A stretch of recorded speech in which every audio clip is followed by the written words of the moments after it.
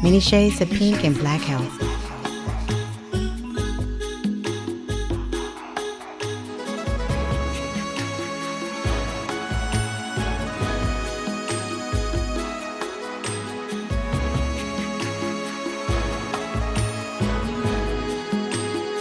Many shades of pink and black health, where good health equals long life. Welcome to the Many Shades of Pink and Black Health Radio program on KBOKradio.com, sponsored by Many Shades of Pink. I'm your host, Wendy Sherrill, breast cancer survivor and advocate. And I'm your co-host, Dr. Susanna Flalo, and our special guest today is Mr. Lester McCurtis, a holistic health practitioner, and our topic today is Mac's Herb Talk. So, Mr. Mac. Hi. Hey, tell us a welcome, number one. To Yeah, our show. welcome. You are our first guest for 2018. Yes.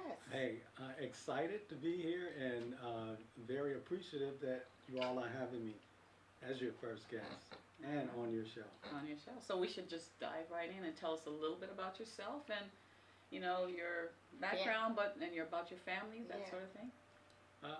My name's Lester McCurtis, and I grew up in Chicago, Illinois. Midwest.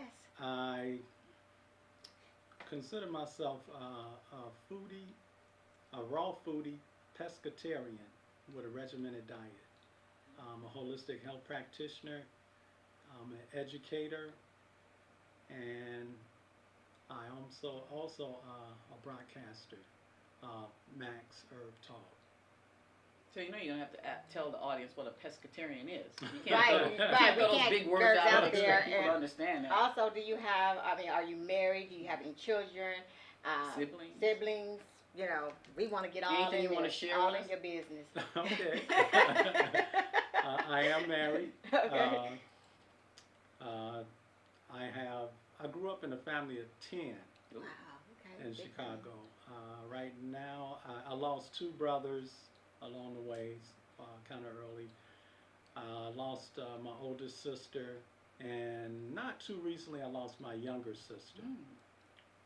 So, my father is still living. I lost my mother to heart disease, which at one time made me become an advocate and supporter of those to either prevent heart disease or help them manage it. Okay. I also lived in a lot of different cities because I was in the U.S. Navy. I'm a veteran. I have lived in Florida, Virginia, Maine, lived overseas in 1 or 2 countries, Philippines and Japan. And most of my time I spent here in San Diego. I did spend about 12 years in Los Angeles. During that time is where I really got my start into natural health or holistic health. So, can I ask you a question? What caused you to make that lifestyle change in going into the natural holistic health? Well, it all started with kidney disease. I was diagnosed with nephrotic syndrome.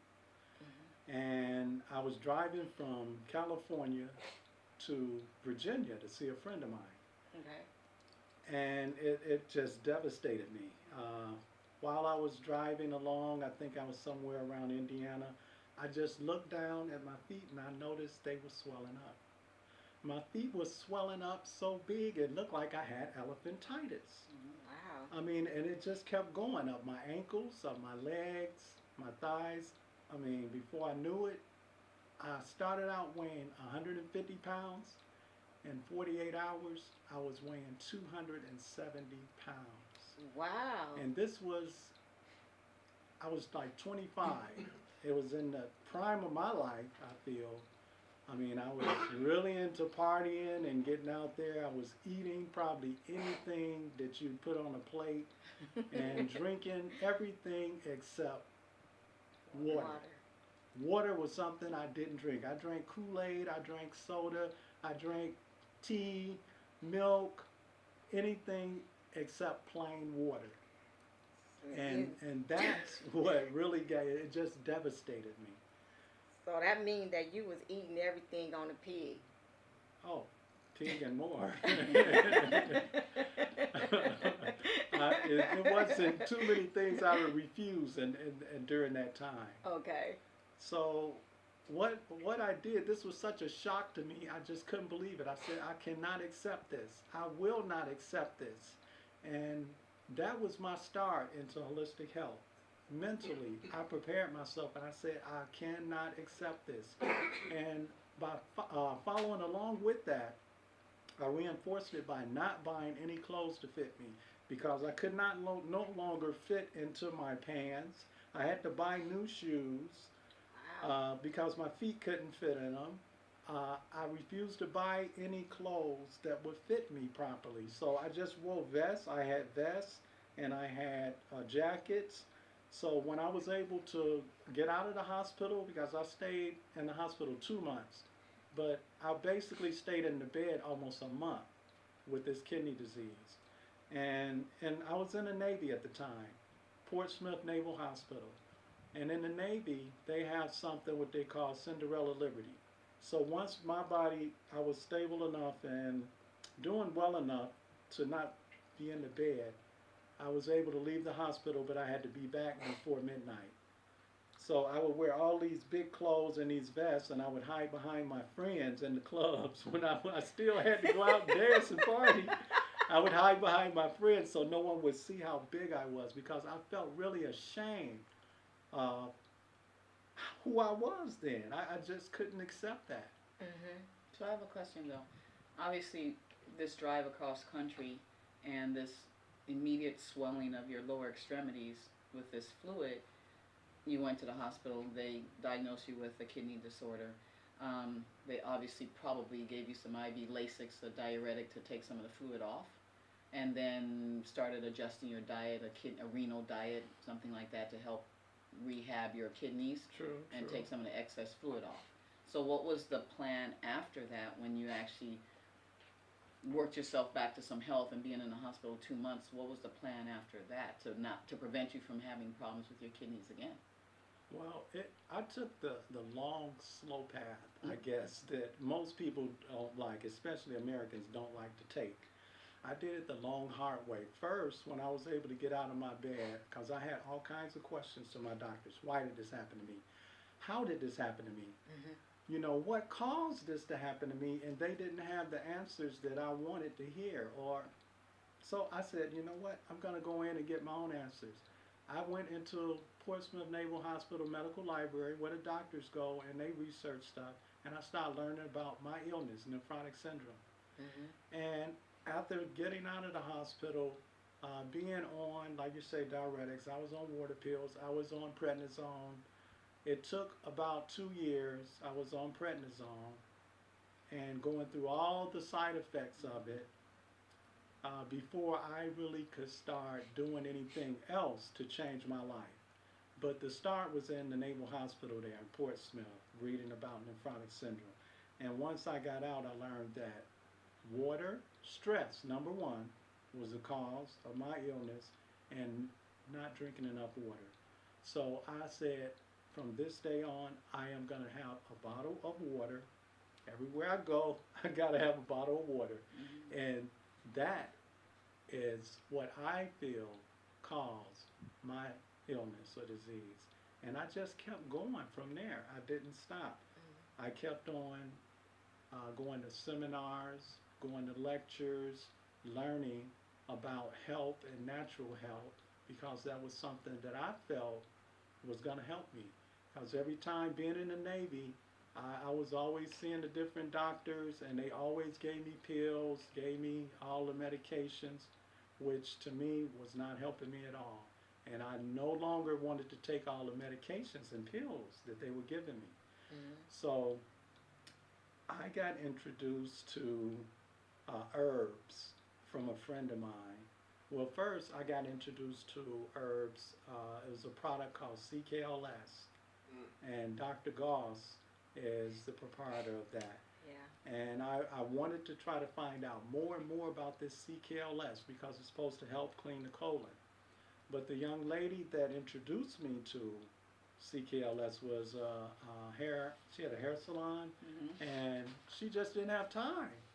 So I ended up moving on, and a friend of mine at church, I was living in Los Angeles then, because I moved up there to go to school, get my degree in art, and a friend of mine introduced me to Nature's Sunshine products, and I started learning about herbs through them.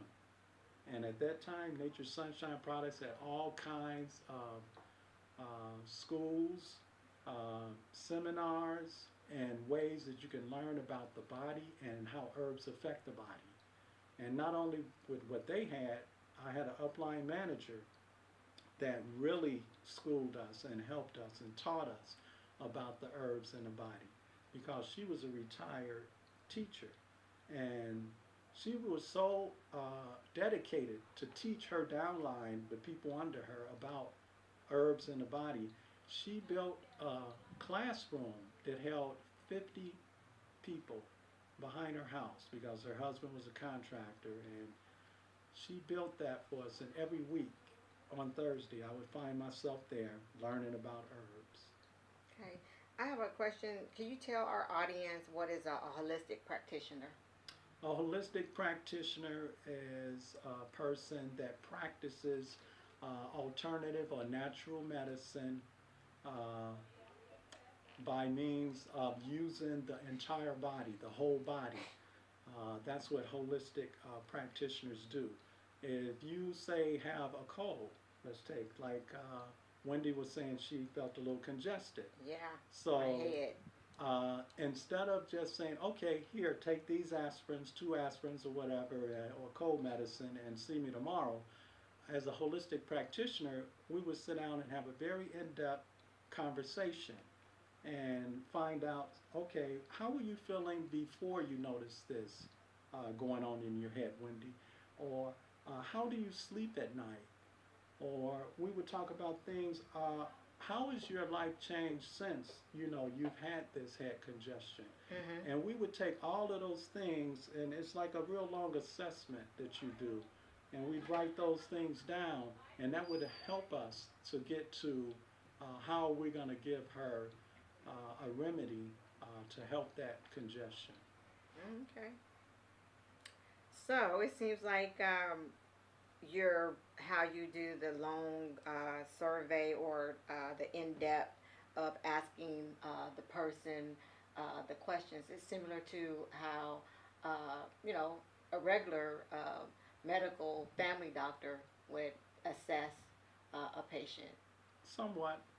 So I when you think say we go probably a little bit more in depth, because I've never had my doctors ask me like how was I feeling the night before, or get into anything about my activities with my friends or family or things like that.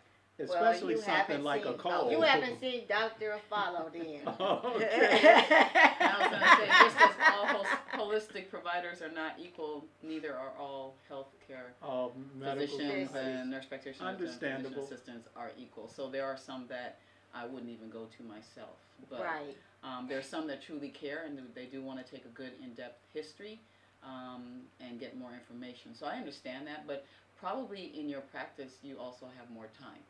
So depends on how your day is scheduled and structured, where you might have more time to spend with your client or patient, depending on how you view it. I'm not sure how you call to them. But what we'll do is, since we're tapping into this, we should probably, because I want to dive into it more deeply, because you still haven't told us what a pescatarian is. But exactly. I want to know that. Stated around all that. But what we'll do is we'll take our break, and then we'll come back, and that's the first question I'm going to ask you. Yeah, because we want him to really explain that to our audience. Right, exactly. Okay, no problem. So you've been listening to the Many Shades of Pink and Black Health radio program on KBLKradio.com, and we're going to take our break right now. We're going to come back and dive into some interesting things, because I want to hear more about this, because I'm Western medicine, he's Eastern or holistic medicine, so we're going to have our little conversation about it here. We might have to duke it out a little bit. Right, and I want to know what the pros and the cons is from you, and I'll ask him the same question, so I'll be the mediator. Okay, so we'll be right back after this break. I'm tired of seeing black and brown women dying. They tend to have breast cancer that's more aggressive. They are at a 41% higher risk of mortality because we're identifying breast cancer at a later stage. Komen is here for women of color. We are providing free mammograms. It's important that the women of color get their mammograms, get treated, and save their lives. We are more than pink. Welcome back to the Many Shades of Pink and Black Health radio program on KBOKradio.com, sponsored by Many Shades of Pink. I'm your host, Wendy Sherrill, breast cancer survivor and advocate. And I'm your co-host, Dr. Susanna Fowler. We're having such a heated conversation with Mr. Lester McCurtis, who is a holistic health practitioner. That was on the break, of course. And our topic today is Max Herb Talk. So I know Sister Wendy wanted to get us back into the rhythm here. Yeah, so I want to know your viewpoints on the modern medicine, Western medicine versus your approach, your holistic, natural approach.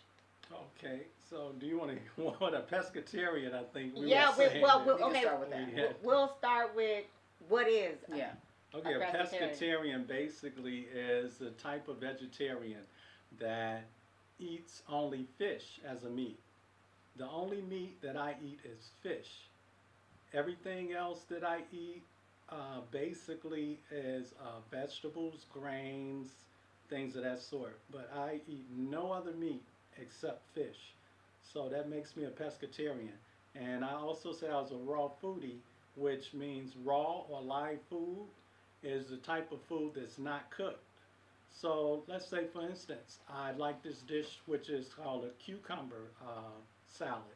The cucumber salad is basically either organic cucumber or a regular cucumber sliced up, mixed in with apple cider vinegar. Usually I use Bragg's apple cider vinegar. And then I may throw some olive oil in there and, of course, lemon.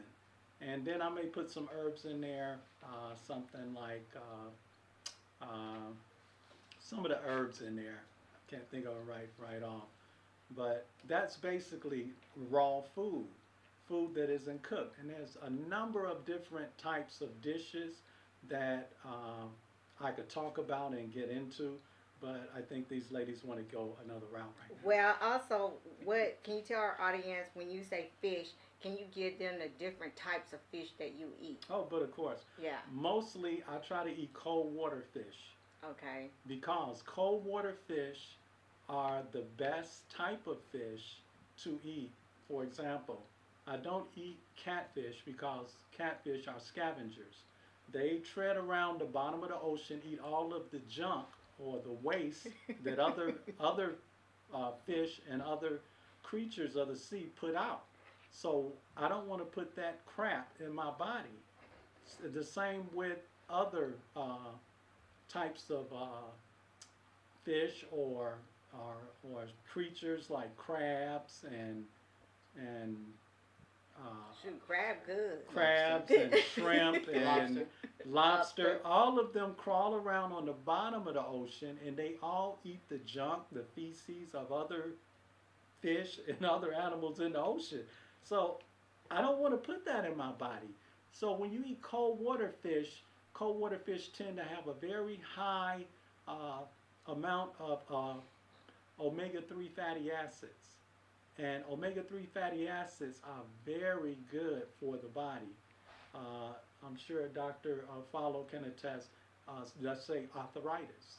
So that's why I eat cold water fish. Okay, I want you to give And them also some the way I examples. prepare.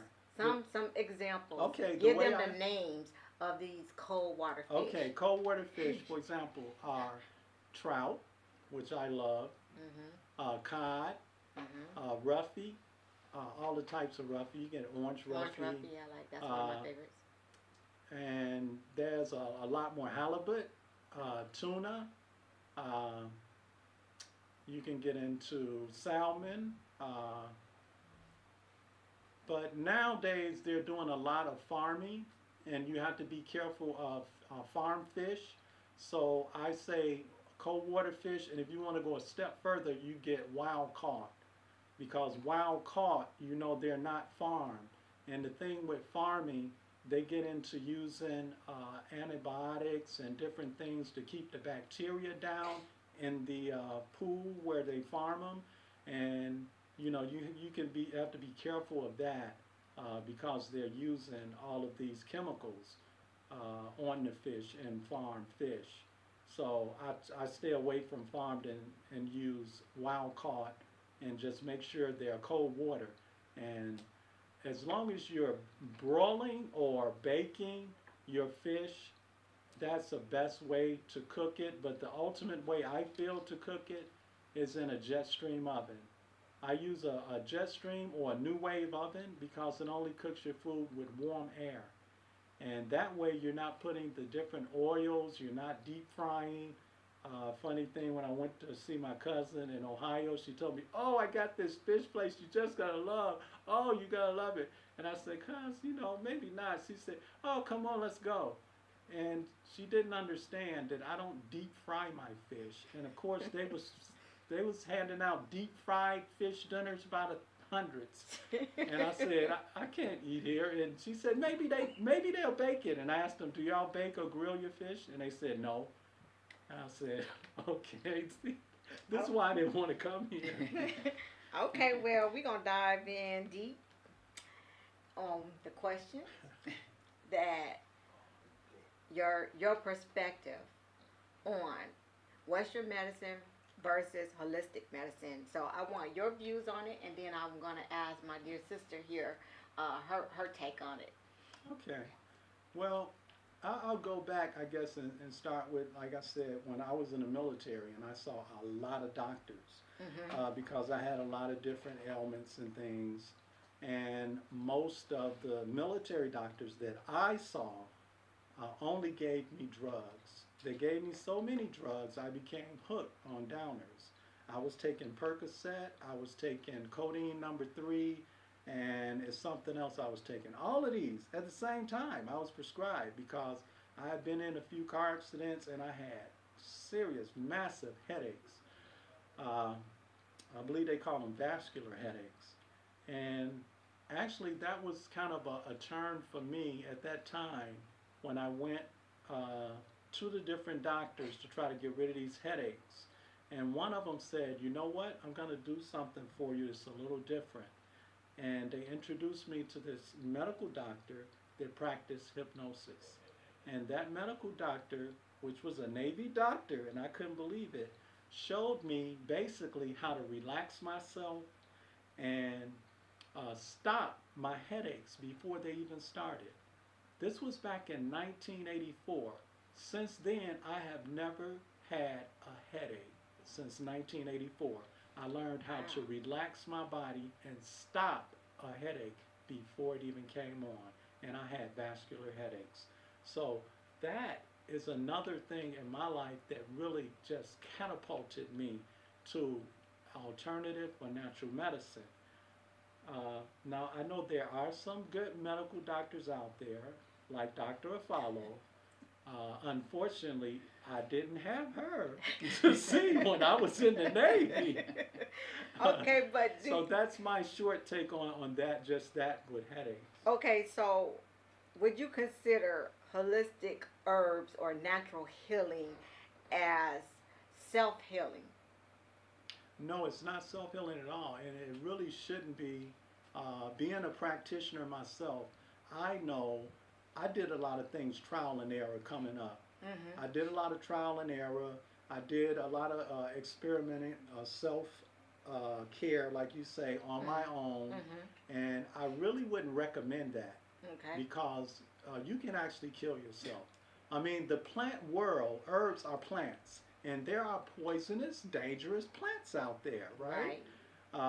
So no, I don't believe and I don't recommend self-care. There are a lot of home remedies that people talk about. I used to use a lot of home remedies, and I tend to recommend people to go to someone, a practitioner that is experienced, have knowledge about these different home remedies or herbs or different things that you want to use, because they're going to be able to guide you and help prevent you from making some fatal mistakes or mistakes that will just cause you a lot of time.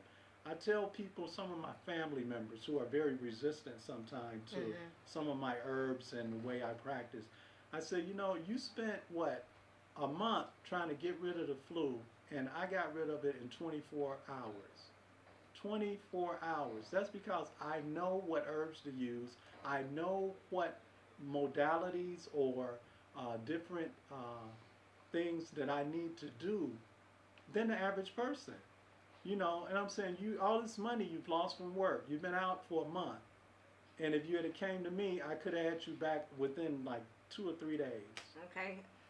Sis, what's your take on this Western medicine versus holistic natural health? Okay. Let me take a deep breath. Okay. So I think everything has its place. Okay. Okay. I think there are times when Western medicine is important because when, and I was going to ask Mr. Lester Mack, that when you find a client that is not responding to the herbs and they're having significant health issues, you know, do you then refer them to traditional Western medicine? Because there are times I would not want someone to walk around with high blood pressure that's out of control. That's obviously not doing the right things, but if they're doing all the right things of eating properly, exercising, managing their weight, doing all what they need to do, trying herbal supplements, and their blood pressure is still running at 170 over 100, I believe that medications are necessary before they have a stroke or a heart attack. Right. So I find that in different situations, depending on the patient or client that you're treating, if one tradition does not work, by all means try something else. Anytime a patient came to me and they wanted to try their garlic and their cinnamon and their whatever, I allowed that. I'm like, sure, no problem. Because you need buy-in from the patient. Right. So I never poo-pooed anything because I believe in holistic, but there is a time, that's why Western medicine is there, because there is a time, an appropriate time for it to be used. And so I allow the patients to try anything they want to try, their apple cider vinegar, anything that's not going to be toxic to them. And, you know, anything else they want to do, doc, let me try this. Sure, no problem. Well, here's what we'll negotiate. If you try this for X couple weeks, come back in and just have a blood pressure checked, and then come back a couple more weeks and see, and let's monitor your blood pressure. If your blood pressure is not going down, would you consider, and we've tried all the lifestyle changes, because I Right. believe more in before throwing a medicine at them, The lifestyle change, right. But people do not commit to that. They're not well disciplined. Right. So you have to meet them where they are. Okay? Right. I believe So in if you that. try all of that, because I'm more conservative, truly, if anyone knows me knows that I rather them change their diet, exercise, eat properly, and really only drink water. But but because that's what the body's made of. It's not made of, you know, sugary drinks and milk and all that other stuff. So but there comes a time when someone has to step in to try to take care of their health. And so if they're not willing to take the proper steps and discipline to control their chronic medical conditions, and they can die from it, I need to step in and give them their options. So yes, they've tried their cinnamon sticks and their garlic and their this and that and all the other things over the counter and herbs and wherever else they've gone, and their blood pressure is still running high. Shame on me if I don't step in and say, I think that you could benefit from a low dose of something. And I always start with the lowest dose. Let me know if you have any side effects, and let's follow up in a week or two and see how your blood pressure is responding to it.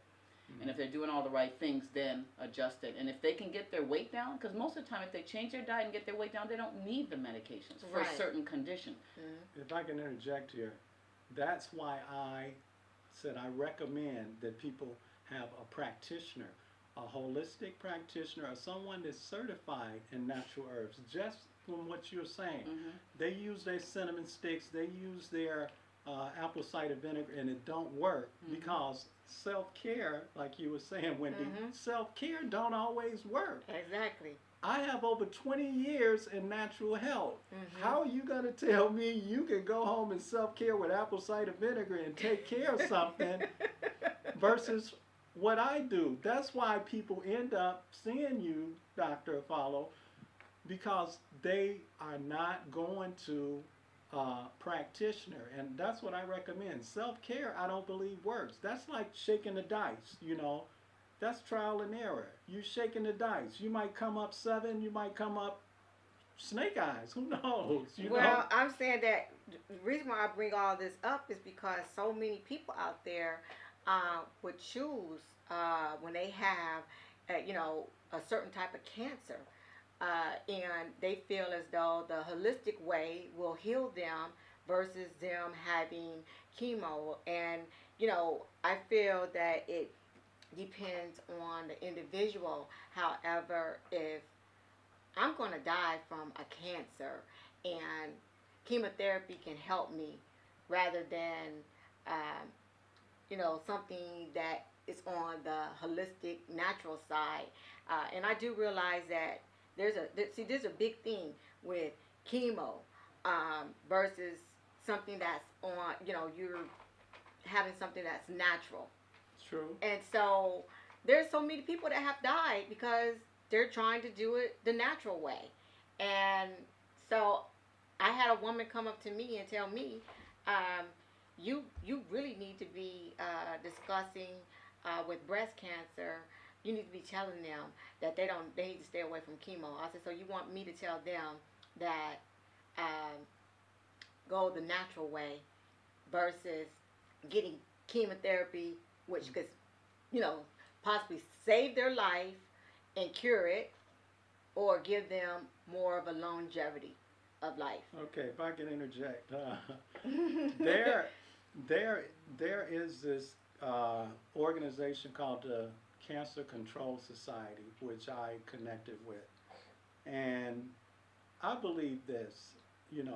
We all are in different places in life. Right now, we're in different places. Mm-hmm. Wendy, you had a different experience with cancer Mm-hmm. and went about it a different way. I had a different experience with my medical issues, and I went a different way. Right. So saying that and knowing that, you can only recommend or give people things from your experience. Mm-hmm. That's why you are somewhat into holistic things and believe them, but you are a medical doctor. So you come from that background and you give from that experience. Wendy, you speak more of the chemo and you speak more of that because that was your experience. Well, let me just tell you this. I do not. After I wanted to live first. After your life was Okay. sacrificed. Okay? I want to Right. live first. So whatever you got, give it up. Right. So therefore, I chose that path. Okay. So, but my aftercare, I believe in a lot of natural things. I Okay. believe in keeping my body alkaline. I believe in eating. Since we eat a lot of salmon, Now, can you tell me why is that? because I'm trying to keep my diet is important to me, because if obesity, you can be at a higher level, you can be at a higher risk because of obesity. Okay. So I read, and I did this for myself. Okay. I read that cancer cannot live in an alkaline body. True. So I try to keep my body alkaline as possible, and Understandable. whether it's true or not, this is what I'm practicing, this is what I'm doing. Understandable. But I think also on a religious level for myself, Mhm. I do believe that the plant is the most perfect source of food. That's not just scientific, but you can read that also in Genesis. It talks about how the plant and the herbs are for the service of man. And that, for me, helps me to keep my body, my temple, as clean and pure as possible by intaking plant-based foods. Mhm. I am not a proponent of chemotherapy and things of that sort, and I just have to say I do believe, Western medicine has some importance, and I think where that lies for me, basically, coming from my experience, is car accidents. Because when I was in different car accidents, yes, I think Western medicine was good. If I had broken my leg or I had limbs done this way or that way, yes, Western medicine would help better then. But after that, I would definitely go into holistic or more alternative means, because I find them to be a lot more intuitive and comprehensive as far as keeping my body somewhere where it's in tune with the earth, the planet, the moon, the sun, and having that perfect source of food, which is the plant in my body. So that premise is where I would come from. And most people, when they come for alternative methods or herbs, usually they're like Wendy said, she was, wanting just give me something. They tried all the Western and things, and they like, okay, Mr. Herb Man, now you give me some herbs. It's like, okay, now you're a stage 4 cancer patient, and I'm supposed to be the healer. I'm not the second coming to God. Give me a break. It's like you waited so late in the game. Herbs work slow. Okay. Herbs work really slow. Mm-hmm. But there are people that have been in very late stages of cancer and have helped or healed or reversed that illness with natural means. And one doctor, I must talk about Dr. McLaughlin, had a product that he came up with Nature's Sunshine called Pawpaw. And pawpaw is a fruit. You And spell that for he me. did a study, P-A-W. Oh, okay. He did a study with 14 terminal cancer patients. And after his study with the pawpaw, 12 of those cancer patients went into remission. 12 out of 14. These were terminal patients, terminal cancer patients. So When you say terminal, they was at stage 4? They were Okay. dying.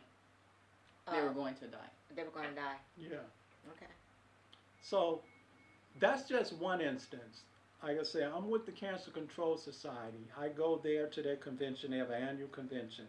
They have a multitude of doctors. There are a lot of medical doctors that are starting to learn and become very well versed in alternative and natural medicines. They have hospitals, some of them are over in Tijuana.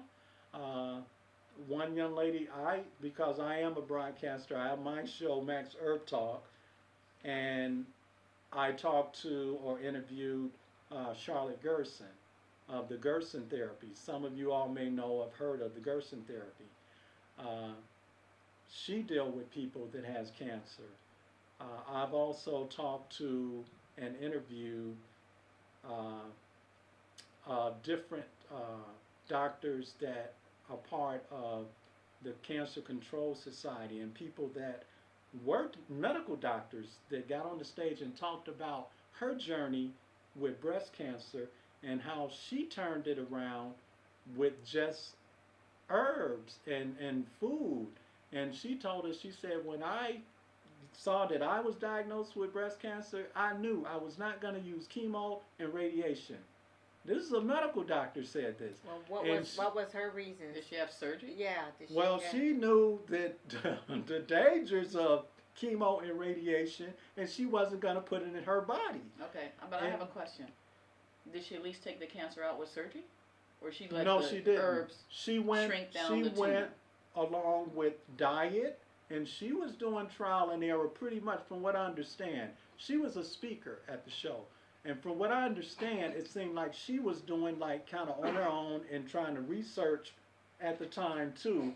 But she was willing to go, and she went a year, she told us, by trying different diets, trying to turn it around. And she wasn't as dedicated, she said, to it. Like you were saying, a lot of people, they're not as dedicated to do this diet or do this program with herbs. And she says she wasn't as much, and it didn't really do what she needed it to do as far as eradicating her cancer. So she went and sought other help from herbalists and different people in the field of natural health. And then she got on a program that did turn it around for her. And after that, she wrote a book.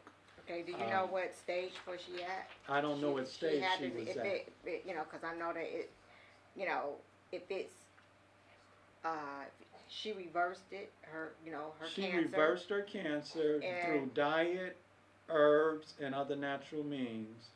and it was her second time around because she didn't do as well the first time, she told us, and she took herself through an entire year of trying to do that. Like I said, I did it the slow way. It took me over 4 years to get turned around from the kidney disease. Yeah, but you were on medication still. I was on medication for 2 years. Yeah. And I was in the U.S. Navy. So I didn't have a lot of control of my food in the U.S. Navy. Right. So after the U.S. Navy, that's when I had a chance to really get into my own diet and herbs and things. Okay. And this doctor was telling me that after that 1 year, she began to do more research and take it a lot more serious than she did the first time because it came back. I'd be a little concerned that it sounds like she was just playing Russian roulette with her life by just experimenting with various herbs and things, not knowing what's proven. And my concern is, for some of the things that are out there, there is some proof, but there's other things that are being promoted by who knows what, I don't know. How much research is in there to prove that these things do happen, and what are the research studies? You know, we're talking about 50 people, 100 people, thousands of people to know like that it is said. consistent and that it's proven Right. that if you take X herb, it'll take care of Y disease. Right. Well, like you said, every doctor is different. Every Correct. medical doctor is not the same. You're not like the average medical doctor that I had in the U.S. Navy, fortunately. It's a lot of people out there that are holistic practitioners, that are herbalists, that are naturopaths. Everybody's not the same in this industry either.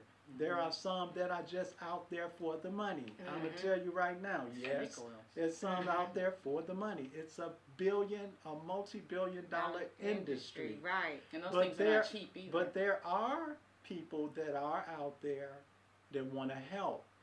I am one, and there's others, a lot of others that I know of. You have to do your own research. I'm just telling you about this medical doctor that spoke at the Cancer Control Society because she was a medical doctor. She chose to do trial and error. I don't recommend that, but after that 1 year, then she went and sought the help of some experienced people, naturopaths, what have you, herbalists, because she didn't do well on her first try. And she did go into remission that second time once she did get the proper help and alternative or And natural what's the name medicine. of the doctor? I don't have her name right now, but I can get you that later. Yeah, I would like to have, because you said she wrote a book. She wrote a So, book too. I could get you that information too. Yeah. So I'm just curious because my concern really is about promoting things that really don't have a lot of research basis. So the things that you promote already have research and documentation stating that X herb controls and treats and manages Y disease? As far as Western medicine goes, scientists, everything that I'm into don't, because it's not double-blind tests. You know, Studies. they're not done like that. I did tell you about Dr. McLaughlin because his was okay when he did it with Paw, and I can give you the information on him. You can look up his research because it was done through Purdue University. What So, about with Dr. Sebi? Dr. Sabi? Sabi, yeah, Sabi. Dr. Sabi's, the most that I know from him is about his trials and errors through the New York Supreme Court. Okay. Because he started out doing things in New York and had his business, and then he put an ad in the paper saying that he had the cure for HIV/AIDS, he had the cure for just about everything, Right. and that's when the government came after him, and he ended up going to the Supreme Court, but he won his case. He won his case against the Supreme Court that yes, he did have the cure for HIV and all these other different illnesses. So bless his soul. Now Dr. Sabies has passed on, but Right. he is someone that I do promote and have promoted on Max Herb Talk because I have studied under him about electric foods and things of that sort. But My dad I'm went to not him. sure if he had double-blind placebo studies and things of that sort either. Right. Dr. Sabies was more of a man that was into the earth, the land. He had his healing center down in Honduras where he grew up. And that's where he really wanted people to come to Honduras Right. and not be in a hospital or something like that. And then he had an office in Los Angeles. Yes, he do. It's still a store there in Los Angeles. Yeah, my dad went there because he wanted to take some natural, a natural approach when it came to his heart, and I can say that it helped him somewhat, because he changed his diet. I think that diet more or less kind of helped him more as well. Right. But then eventually he had to end up taking the heart medications for congestive heart failure. Okay. So I'm curious because I know I want to swing a little bit. We don't have a lot of time left. Just tell us a little bit more about the herb. Max sorry, Herb Max Talk? Herb Talk. Yeah. Yeah, And Max. what you do Yeah, with that. Max. Max Herb Max Talk. Herb Max Talk Herb is an Talk. online talk show, basically, where I host podcasts and I promote products, practitioners, anything that I feel close to or about. And just recently, I interviewed a holistic dentist up in Glendale. His name is Dr. Sarkisian, and he has amazing things that he can do. And I say that because I also sat in lectures with Dr. Hal Huggins, if any of you know who he is. He is also a holistic dentist, bless his soul, he has passed on. But way back in the early days when I was learning about herbs and things, I was with an organization called the Natural Health Federation. And Dr. Hal Huggins was giving a lecture to dentists there. And as a volunteer, I was sitting in, watching the door, learning about the failure of root canals, how root canals are not good for the teeth and how they fail. And Dr. Sarkisian said that he also was a student of Dr. Hal Huggins under his teachings. So when I hear that from a dentist, I know, hey, they're right on, because Dr. Hal Huggins studied toxicology. He was very much into toxicology, and he combined that with his dentistry. And when you do that, there's so many things that happen in the mouth that should be handled a different way in the mouth that the average person does not know. One, like amalgam. Silver amalgam fillings are not good for the mouth because silver contains mercury. And they don't tell you this, that mercury is very harmful to the body. So there is a lot of different things that I've been learning, not just with the body and how herbs and alternative things heal, but dentistry. I really, and it was very difficult for me because I was in the Navy dealing with Navy dentists. And there again, I was having problems and had to wait till I got out of the Navy to really get into holistic dentistry. So my question to you is, if you don't put in your amalgam fillings, what would they use? They have composites. Okay. Basically, a composite is something that's combined with different types of materials that are not harmful to the body, especially not harmful as mercury is.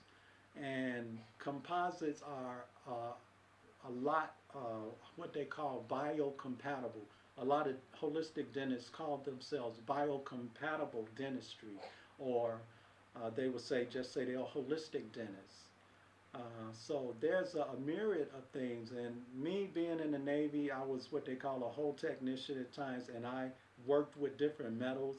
I know how harmful a lot of different metals are, and to have them in your mouth and things is really not good. Well, I tell you then, I guess the whole black community and everybody else, you got a whole lot of harm and toxins in their mouth Your silver because fillings.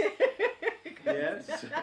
they have. And this can affect the mind, the emotions, and so on. But not going too far out on this, I just want to say, different things that Max Herb Talk promotes is things that I feel people should know about because they have helped me and helped my body. Okay. And helped me to turn around things. One I was sharing with Wendy was hyperbaric chambers.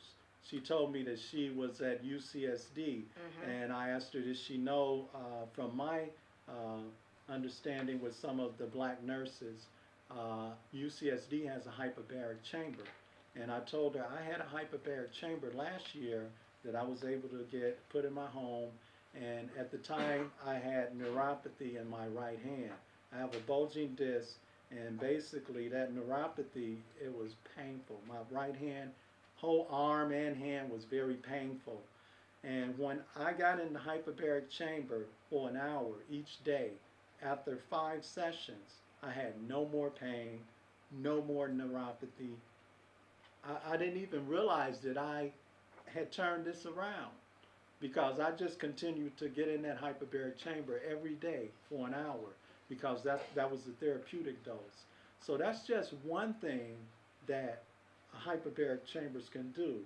My understanding is some hospitals are using them for cancer patients because of the harmful effects, and it can take away some of the pain that they're dealing with when they're going through chemo and radiation. Right. So Okay, we're gonna have to stop you right there, and maybe we can have a second show. This is very, very interesting, but we have to get into our announcements real quick.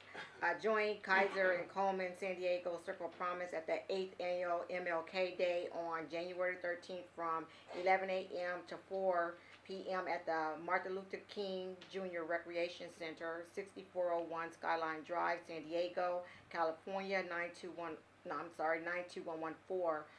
We're offering free blood pressure and diabetes screening and 3D mammograms. Okay, and of course our monthly community outreach events are back. We took December off, but we're back with a bang. Our first event in 2018 is going to be January 17th. It's every third Wednesday of the month, or excuse me, the third Wednesday of every month.